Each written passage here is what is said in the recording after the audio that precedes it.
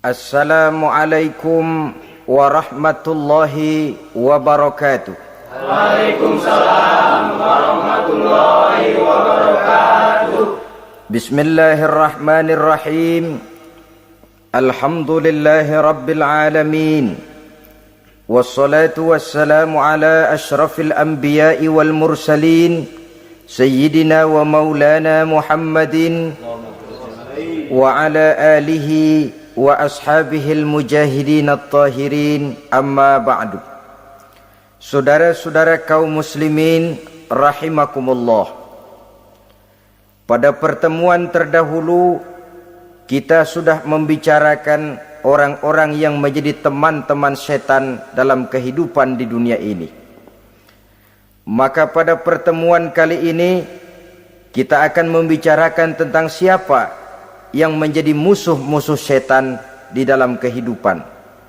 Dengan satu catatan, berbahagialah mereka yang menjadi musuh-musuh setan, tetapi celakalah mereka yang menjadi teman-teman setan. Bagaimanapun juga di dalam kehidupan ini, apabila orang telah memproklamirkan bendera permusuhan kepada kita, maka kita tentu seharusnya bersikap waspada dan mawas diri. Demikian juga iblis dan seluruh bala tentaranya yang terdiri daripada setan-setan. Mereka telah mengibarkan bendera permusuhan kepada Nabi Adam dan anak cucunya, kepada kita umat Rasulullah sallallahu alaihi wasallam. Akan sengsara dan celaka jika kepada iblis dan setan yang telah nyata-nyata mengibarkan bendera permusuhan itu kita mengadakan toleransi, mengadakan kerjasama, dan menjadi budak yang memperturutkan kemauan daripada iblis dan setan. Siapa yang menjadi musuh-musuh setan dalam kehidupan ini? Inilah pertanyaan berikutnya yang diajukan oleh baginda Rasul kepada iblis. Hai iblis, kalau teman-temanmu adalah seperti yang telah engkau jelaskan tadi, sekarang cobalah beritahu saya, siapa di antara umatku yang menjadi musuhmu dalam kehidupan ini?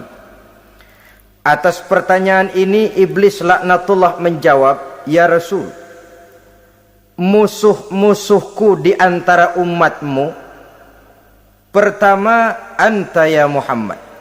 Musuhku yang pertama adalah engkau, wahai Muhammad. Kenapa iblis mencatat Nabi Muhammad sebagai tokoh nomor satu dalam deretan musuh-musuhnya? Mudah difahami. Pertama, keberadaan Rasul merupakan rahmah lil alamin, rahmah bagi lingkungan. Yang kedua, beliau berfungsi menyelamatkan manusia dari tempat yang gelap gulita, dari tempat kesesatan menuju tempat yang terang benderang, penuh berisi petunjuk dan hidayah dari Allah Subhanahu wa taala. Maka menurut iblis, inilah manusia perintang pertama atas segala daya dan usahanya menggelincirkan manusia ke jalan yang dimurkai oleh Allah Subhanahu wa taala. Kalau kita baca sejarah, risalah yang dibawa oleh Nabi Muhammad ini memang merupakan risalah yang membawa rahmah bagi alam sekitarnya. Ada sedikit perbedaan dengan risalah-risalah sebelum beliau. Sepertinya risalah yang dibawa oleh para rasul terdahulu itu mempunyai efek yang langsung pada kehidupan di dunia ini. Nabi Nuh misalnya menyampaikan agama. Hai umatku, ini agama. Umat menentang, turun banjir yang menenggelamkan orang-orang kafir. Azab diturunkan pada waktu itu juga, pada saat nabinya masih hidup. Jadi azabnya itu jenis cash, kontan. Nabi Soleh, hai umatku, ini agama. Mereka menolak, turun gempa bumi yang amat hebat menggulung orang-orang kufur. Nabi Musa, hai umatku, ini agama.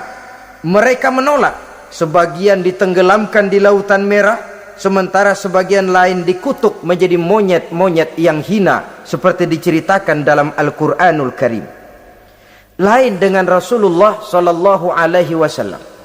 Bagaimanapun kurang ajarnya umat yang dihadapi oleh beliau, bagaimanapun menentangnya jamaah yang dihadapi oleh beliau, azab tidak turun sepanjang beliau masih hidup. Ini merupakan jaminan dari Allah, wa ma kana Allahu liyu'azzibahum wa anta fihim. Allah sama sekali tidak akan menurunkan azab selama engkau wahai Muhammad masih hidup di tengah-tengah umatmu. Jadi keberadaan Nabi Muhammad merupakan jaminan keselamatan bagi umatnya. Selama beliau masih hidup, azab tidak turun bagaimanapun kurang ajarnya umat. Di sini sedikit bedanya dengan nabi-nabi terdahulu. Juga perbedaan dalam pola dakwah. Nabi Nuh ketika dakwahnya ditolak oleh umat, keluar doanya meminta umatnya ditenggelamkan. Tetapi Nabi kita ketika dilontari batu oleh umat, malah beliau mendoakan umatnya agar memperoleh hidayah. Oleh sikap yang semacam ini, wajar lalu iblis menganggap Nabi Muhammad sebagai musuh ranking pertama. Yang kedua, siapa musuhmu di antara umatku? Yang kedua kata iblis, musuhku Muhammad imamun adil, pemimpin yang adil. Itu yang akan menjadi musuhku di dunia ini. Putus asa iblis menghadapi pemimpin yang adil. Tipu dayanya tidak terkena. Segala tingkah polanya tidak diperturutkan. Imam yang adil, pemimpin yang adil merupakan musuh daripada iblis laknatullah alaih. Apa sebabnya? Karena pemimpin yang adil mempunyai dampak dalam kehidupan di dunia ini. Melindungi orang banyak, menenteramkan orang banyak. Makin aman, tentram, tenang situasi dan kondisi, makin mudah orang melaksanakan ibadah. Makin tekun orang melaksanakan ibadah, makin dekat dia dengan Allah. Makin dekat manusia dengan Allah, makin jauh dia dari iblis. Sebab dua hal ini selalu kontradiktif. Jika kita jauh dari Allah, tentu dekat dengan iblis. Jika kita jauh dari iblis, harus dekat tentu dengan Allah. Dan begitu selanjutnya. Dalam kaitannya dengan kehidupan kita sekarang, saudara-saudara, disinilah perlunya mempersiapkan manusia. Membangun manusia itu jauh lebih sulit daripada membangun jembatan. Membangun manusia itu lebih sulit daripada membangun gedung-gedung bertingkat. Termasuk membangun dan mempersiapkan calon-calon pemimpin yang adil di masa yang akan datang. Membangun jembatan penting, tapi lebih penting daripada membangun jembatan adalah membangun manusia yang bikin jembatan. Sebab kalau manusia yang bikin jembatan tidak dibangun lebih dahulu, saya khawatir jembatannya nanti habis dimakan oleh yang bangun jembatan. Mengaspal jalan raya penting. Lebih penting dari mengaspal jalan raya, membangun manusia yang mengaspal jalan itu. Sebab kalau manusia yang mengaspal jalan bermental rusak dan bejat, saya khawatir jalan belum selesai, aspalnya habis dimakan oleh yang ngaspal. Inilah pentingnya membangun manusia pembangunan. Semua tugas-tugas besar, semua pekerjaan-pekerjaan yang baik harus berangkat dari niat yang baik, berangkat dari hati yang bersih. Siapapun adanya kita, apapun profesi kita. Yang jadi kiai, marilah berangkat dari niat yang bersih. Yang jadi mubalik, marilah berangkat dari niat yang bersih. Niatnya itu mau menghidupkan Islam atau mau cari hidup jual Islam. Kalau mau menghidupkan Islam, mari sama-sama kita berjuang. Tapi kalau mau cari hidup untuk dengan menjual Islam, minggir saja daripada nanti bikin malu. Yang mengurus masjid, mari berangkat dari niat yang bersih. Ngurus masjid itu niatnya mau menghidupkan masjid atau mau cari hidup di dalam masjid. Kalau mau menghidupkan masjid, mari. Tapi kalau mau mencari hidup di dalam masjid, tolong minggir saja daripada nanti bikin aib. Yang jadi orang alim, mari berangkat dari niat yang bersih. Jangan memperjualbelikan fatwa, yang halal dikatakan haram, yang haram jadi samar-samar, nanti membingungkan umat. Berangkat dari niat yang bersih, membangun manusia, pembangunan. Ini barangkali istilah yang lebih kena. Saudara-saudara kaum muslimin rahimakumullah, setiap kita pada hakikatnya punya bakat. Secara fitrah yang kita bawa, bakat apapun kita ini punya.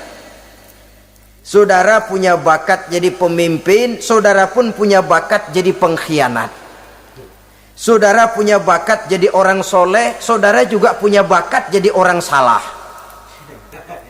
Saudara punya bakat jadi orang besar, saudara pun punya bakat jadi orang hina. Seluruh bakat ada di dalam diri kita. Tinggal nanti pertumbuhannya mana yang lebih subur. Saudara punya sifat berani, saudara pun punya sifat takut. Seberani-beraninya orang mesti ada sifat takutnya. Nanti mana yang tumbuh lebih subur? Kalau takutnya tumbuh lebih subur, dia akan jadi orang penakut. Kalau beraninya yang tumbuh lebih subur, dipupuk oleh lingkungan, pendidikan dan sebagainya, dia akan tumbuh jadi orang pemberani. Oleh karena itu, agama merupakan lingkungan yang subur untuk menumbuhkan benih-benih yang baik yang kita bawa bersamaan dengan lahirnya kita ke alam dunia ini. Setiap kita, saya, saudara, punya bakat jadi pemimpin, punya bakat jadi pengkhianat, punya bakat jadi pengabdi, punya bakat jadi koruptor, punya bakat jadi pemelihara, punya bakat jadi perusak. Tinggal nanti lingkungan pendidikan yang menumbuhkan mana yang tumbuh lebih subur.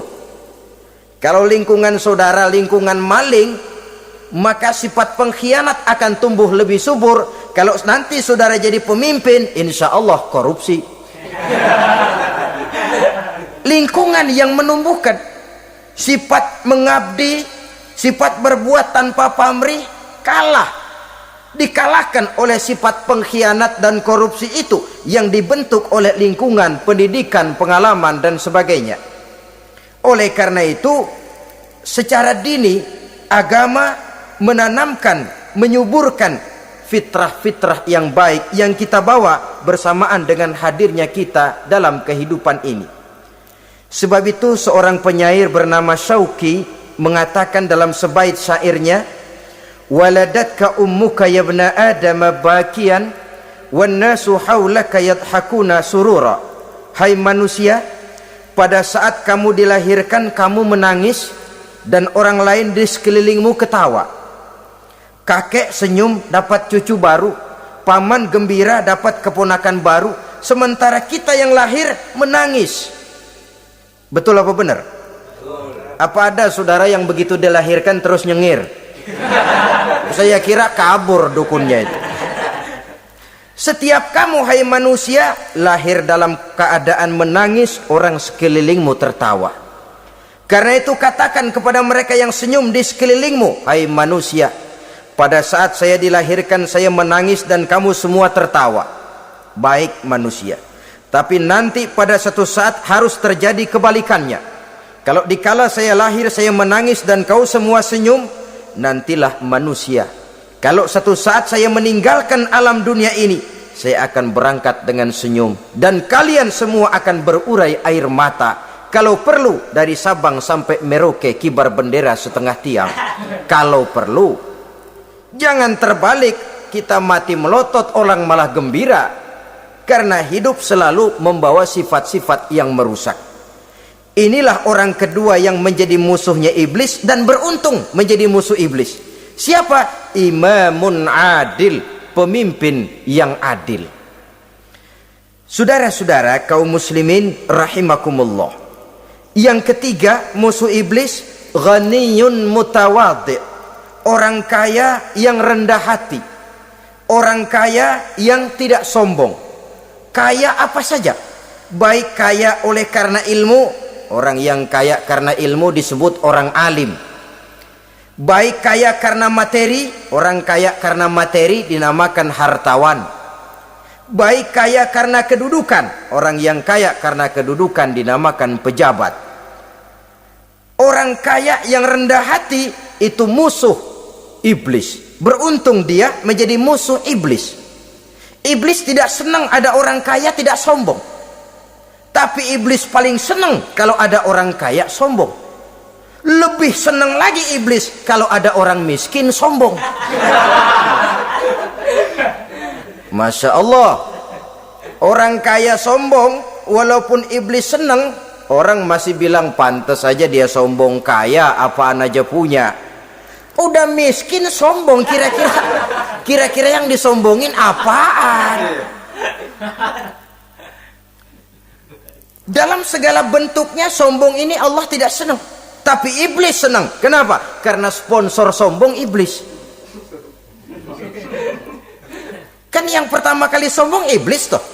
Ketika disuruh sujud kepada Nabi Adam, dia nggak mau. Ini kesombongan pertama yang terjadi dalam sejarah.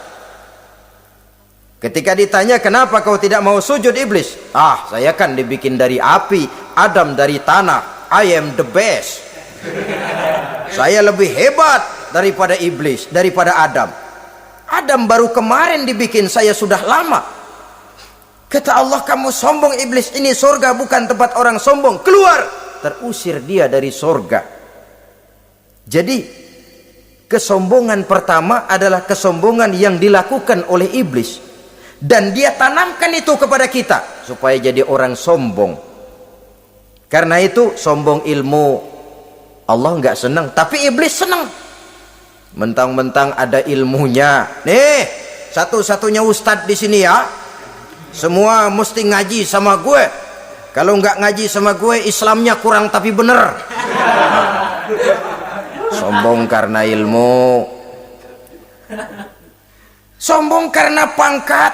Mentang-mentang pakai bintang di pundak, jalan pundak duluan. Yang wajar saja hidup ini. Sombong harta pun begitu.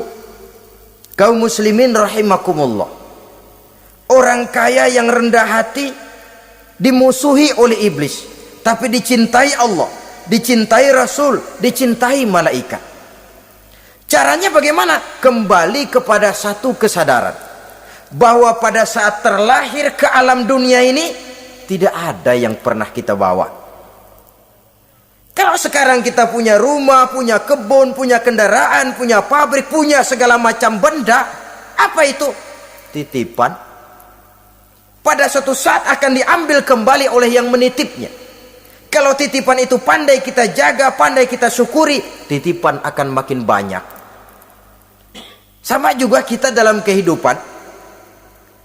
Kalau orang bisa kita percaya, saya mau pergi ke luar negeri, rumah saya titip kepada tetangga. Saya pulang dari luar negeri, isi rumah tetap tidak berkurang, malah dibersihi, malah disapu, dihilangkan kotorannya. Tentu bukan main syukur saya, girang saya. Akan bertambah kepercayaan saya untuk menitipkan apa saja. Ini makna la in syakartum la azidannakum wa la in kafartum inna azabi lasyadid. Kalau kamu pandai bersyukur, aku tambah nikmat. Tapi kalau kamu ingkar, azabku teramat pedih. Artinya apa? Nikmat bisa berubah menjadi azab kalau kita tidak pandai mensyukurinya. Ma'asyiral muslimin rahimakumullah. Orang yang kaya ilmu lalu rendah hati, tidak selalu ingin menonjolkan diri. Ini kadang-kadang yang tanggung ini yang bikin berabe. Alim bener enggak, geblek bener juga enggak. Yang sedikit-sedikit mau nonjolin diri. Kalau enggak jadi imam enggak mau ke masjid, enggak jadi imam enggak mau ke musola. Pokoknya kalau enggak jadi imam marahan sama musola. Macam mana? Saudara-saudara kaum muslimin, rendah hati. Tidak selalu ingin menonjolkan, sebab orang yang selalu ingin menonjolkan dirinya biasanya orang yang kekurangan kepercayaan kepada kemampuan dirinya sendiri. Dia selalu ingin dinomorsatukan. Dia selalu ingin ditempatkan pada ranking teratas. Dia tidak percaya diri. Orang yang percaya diri dapat bersikap wajar dalam kehidupan. Begitu juga kaya karena harta, dengan menyadari bahwa harta bagaimanapun banyaknya titipan dari Allah, pada suatu saat akan kembali. Dia harus dimanfaatkan sesuai dengan kehendak yang menitipnya. Begitu juga kaya oleh karena pangkat, kedudukan dan jabatan. Pada suatu saat jabatan itu akan hilang dari diri kita. Karenanya sering saya jelaskan bahwa pangkat di dunia ini yang paling tinggi pensiun. Titel yang paling akhir almarhum. Saudara setuju atau tidak, titel itu akan saudara dapat. Bagaimanapun kita cinta kepada pangkat, kedudukan, entoh pada akhirnya suatu saat akan sampai kepada posisi yang namanya pensiun. Kalau sadarlah kita kepada pemikiran ke arah sana, maka untuk mencapai kekayaan, baik kekayaan harta, kekayaan kedudukan, tidak lalu menghalalkan segala cara untuk mencapai tujuan, tapi dibatasi oleh norma dan kaedah yang harus dia taati, baik kaedah agama maupun kaedah bernegara. Inilah orang ketiga yang menjadi musuhnya iblis, orang kaya yang rendah hati, orang kaya yang tidak sombong. Yang keempat, saudara-saudara, tajirun shadiq, pedagang, pengusaha yang jujur. Iblis gedek betul, benci bukan main sama pengusaha, sama pedagang yang jujur, yang tidak ngurangi timbangan, tidak nipu pembeli, tidak barang yang jelek dibilang bagus, atau yang bagus di atas yang jelek di bawah, atau dicampur yang baik dengan yang jelek supaya kelihatan semuanya jadi baik. Semua orang ingin untung, tidak ada kecuali siapapun orangnya, dan itu wajar. Setiap manusia ingin mendapat keuntungan, kalau perlu dengan modal minimal mencapai keuntungan maksimal, seperti yang diajarkan oleh teori ekonomi. Itu kan yang namanya produktif kan. Satu usaha dinamakan produktif, bagaimana kita mengeluarkan modal minimal bisa mencapai keuntungan maksimal. Silakan. Bahwa manusia ingin untung itu insting, naluri, fitrah. Tidak ada orang yang mau rugi. Tapi cara mencapai keuntungan itu yang membedakan antara seorang muslim dengan yang bukan muslim. Sudah pernah saya sampaikan, apabila kaum pengusaha, para pedagang sudah dijangkiti penyakit yang tidak jujur, yang akan timbul adalah kekacauan ekonomi. Kekacauan ekonomi bisa menimbulkan revolusi sosial, dan revolusi sosial merupakan kiamat satu generasi. Semua kericuhan hampir bermuara dari perut, dan itu ekonomi. Orang nodong perut, orang korupsi perut. Ya walaupun korupsi kalau sudah kelas kakap tidak lagi sekedar urusan perut. Ya perut apa yang diurusin kalau korupsinya miliaran itu? Perut jin barangkali. Saudara-saudara kaum muslimin rahimakumullah. Oleh karena itu, pedagang yang jujur, pengusaha yang jujur, ini merupakan musuh iblis. Iblis tidak senang kalau ada pengusaha yang jujur. Iblis tidak senang kalau ada pedagang yang jujur. Tapi iblis akan tepuk tangan kalau pedagang sudah selingkuh, kalau pengusaha sudah nipu. Ada orang bilang, sekarang mah kalau jujur-jujur bener nggak makan apa-apa dong kita. Sebab katanya jangan lagi nyari yang halal, sekarang ini yang haram aja seret. Rupanya sering masang undian nggak pernah kena. Lalu bilang jangan yang halal, yang haram aja nggak kena-kena katanya. Sebenarnya bukan itu masalahnya, saudara-saudara. Bukan itu masalahnya.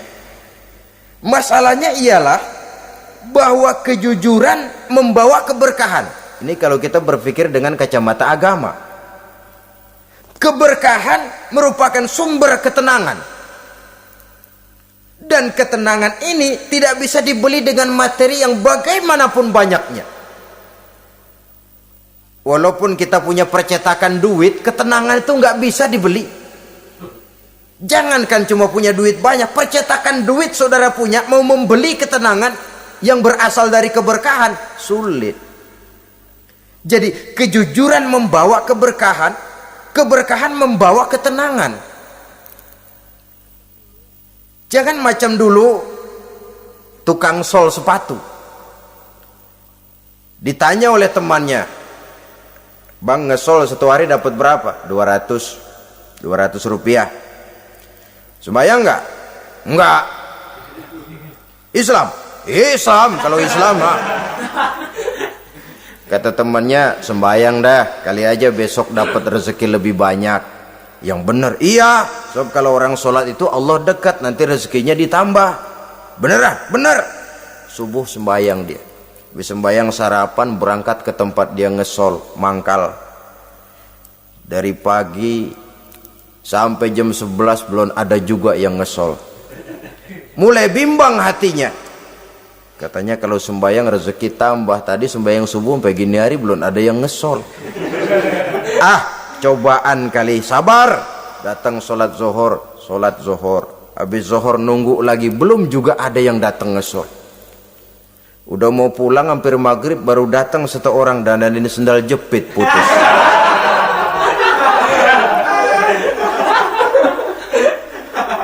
Sudah bayar 25 rupiah, pulang dia si tukang sol ini, ketemu sama temennya yang nyuruh sholat tadi. Ditanya, "Bagaimana penghasilan ini hari?" Apa dijawab? "Gua kapok deh sembahyang."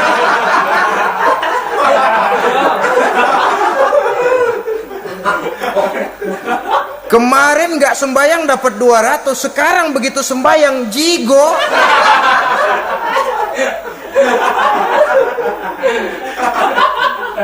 Dia tidak sadar bahwa dengan dari kacamata agama, 25 rupiah yang membawa berkah jauh lebih baik ketimbang 200 uang panas. Dari kacamata agama, 25 rupiah yang membawa berkah lebih baik daripada 200 rupiah tapi panas. Sebab panas menjauhkan kita dari ketenangan. Itulah sebabnya maka pedagang yang jujur, pengusaha yang jujur menjadi musuh setan dan beruntung. Sekarang jadi pengusaha jujur-jujur nggak dapat proyek, Pak. Kalau nggak bisa semir semur. Padahal agama sudah menjelaskan ar-rashi wal murtashi finnar. Orang yang nyogok dan orang yang disogok dua-duanya neraka. Kenapa? Join termasuk ta'awanu 'alal ismi wal udwan. Bertolong-tolongan dalam berbuat dosa dan kesalahan. Kalau hadiah, lain hadiah. Kalau sedekah, lain sedekah. Tapi yang namanya semir, suap, ar-rashi wal murtashi finnar. Saudara-saudara kaum muslimin rahimakumullah. Jadi pedagang yang jujur, pengusaha yang jujur merupakan salah satu roda perekonomian. Kegoncangan ekonomi akan menimbulkan dampak sosial yang sangat luas dan kompleks. Yang pada giliran puncaknya, dampak paling negatifnya, dia sanggup menggerakkan terjadinya revolusi sosial. Bukankah sebagian besar gerak hidup manusia dimotivasi oleh keinginan untuk mempertahankan kelangsungan hidup? Dan kelangsungan hidup artinya mulut. Mulut itu artinya perut, dan itu artinya makan. Setelah itu mungkin baru pangan, baru sandang, baru dia berpikir pakaian dan sebagainya.